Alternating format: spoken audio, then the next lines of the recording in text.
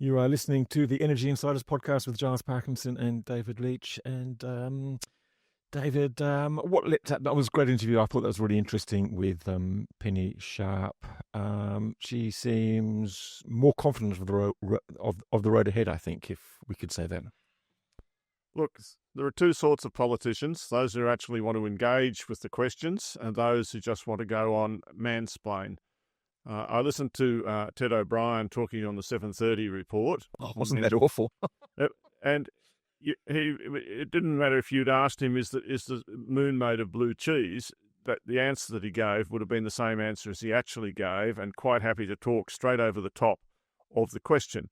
I interrupted myself in that interview, so I'm far from guilty. That's why I understand what he did so well, because I do it myself a little bit. But nevertheless, I thought that was a great interview, but it still leaves unresolved or an area of doubt about the fact that on the plans, the new transmission and the renewable energy is the wind and the solar is mostly going to come online after the scheduled closure of Eraring, and in some cases after the scheduled closure of Yallourn, which is in 2028. And therefore, there's this continued worry and risk about what will happen around those 2 years. Indeed. We'll be watching with interest. Which I guess it's a bit hard to sort of speculate what might happen. More batteries. It seems to be the way. The batteries are certainly going to be part of the answer. And the Minister Penny forgot to mention that we also have another gas-fired power station. In fact, Snowy's one Curry. So there are really two more gas-fired power stations. But Eraring is a big station.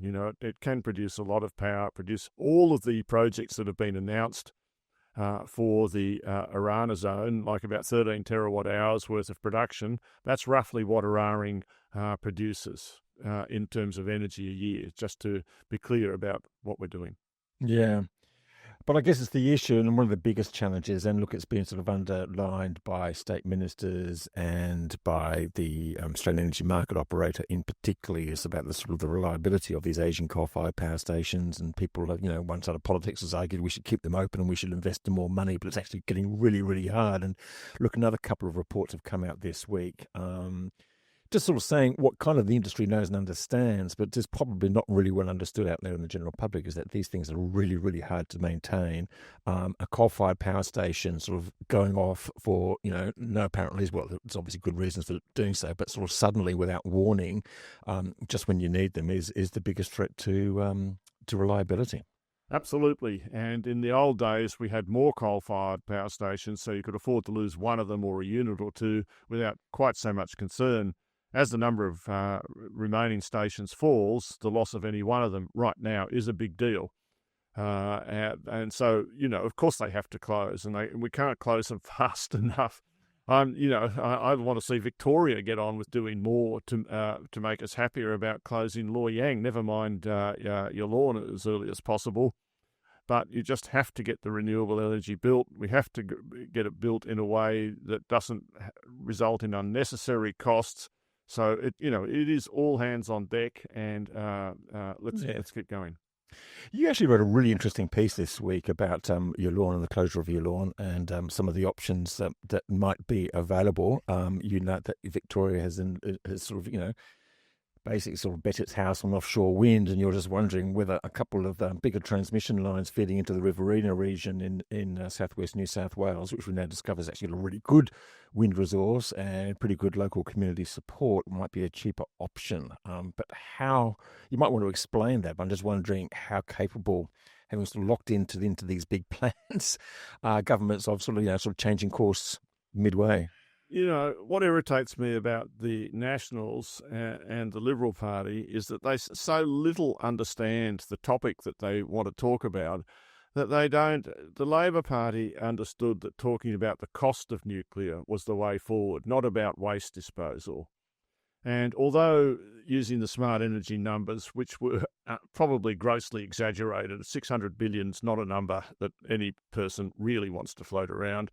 But the point is here, on offshore wind, the current estimate, if you use the US numbers and allow a little bit for the currency and and also the fact that generally it does cost more to do things in Australia, particularly at the beginning.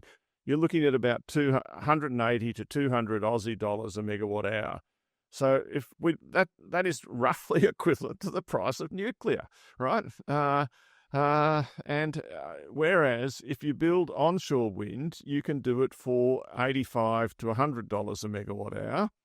And then you only have to add in the transmission, which, again, it's easy to build the transmission on a nice flat area. Everything points to building the renewable energy in the area where there's least problems in doing it. And that happens to be on areas with cheap land, flat land, with lots of wind and solar resource. And we've got we've got a lot of that in Australia. And in particular, we've got a lot of it around the Riverina with people that are willing to do it. So we should take advantage of it. And it keeps the prices down, Giles, and it will make Victorians happier. It's going to be really interesting to see sort of what, to what extent that sort of thinking is absorbed into and reflected in the next edition of the Integrated System Plan. So I actually think the next edition is going to be quite fascinating for that and a whole bunch of other reasons. Look, we talked about unreliability of coal. There was a high-priced events report put out by the Australian Energy Regulator this week. Just sort of noting that that's one of the common factors among along with high demand periods and transmission constraints and what have you, that forces prices up into those very high levels up towards the market cap. Interesting though, and we had another story of this too, a contributed article about the role that batteries are playing in setting these high prices, and batteries who are owned both by legacy players and by sort of small players in the industry. It's become their new favourite thing to I guess you burn less gas or less diesel if you're sort of using a battery to set a high price. Is that a good thing?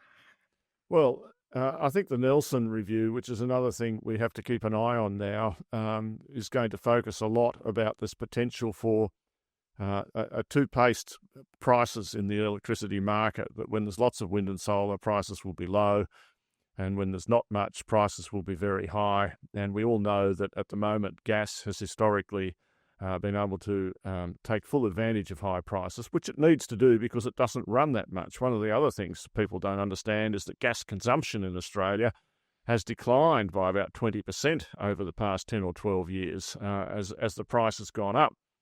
And so we're using less gas for generation than we used to. And so batteries are taking that role. And so the main thing, which I think the Nelson Review is well aware of, is to make sure that we've got enough. It's a fair market in batteries. Right now, batteries can set the prices because there's not that many of them, and the batteries are always needed to their full extent. Once we get, another 5, 6, 7, 10 gigawatts of batteries into the system, they'll all be wanting a piece of the action, and that's when the prices will start to come down. Competition, that seems to be the key. David, just to wrap up, I just want to mention a few people movements. Of course, we've had little elections of new party leaders. David Littleproud is returned as leader of the Nationals. We've got Susan Ley and dear old Ted O'Brien as leader and deputy leader of the Liberals. It's going to be fascinating to see, or maybe just frustrating to see where they land on things such as energy choices and net zero.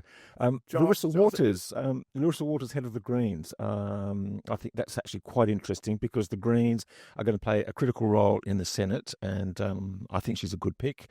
Look, the Greens got punished. It's widely accepted for a couple of reasons, but one of them was they just said no all the time. They said no too often, in my opinion.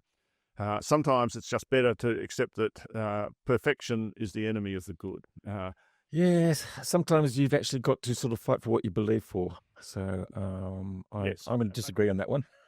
But you have to pick your battlegrounds, and you can't win every fight. But I was having a cup of coffee the other day, and someone was still complaining about the CPRS. And I was just going, hang on.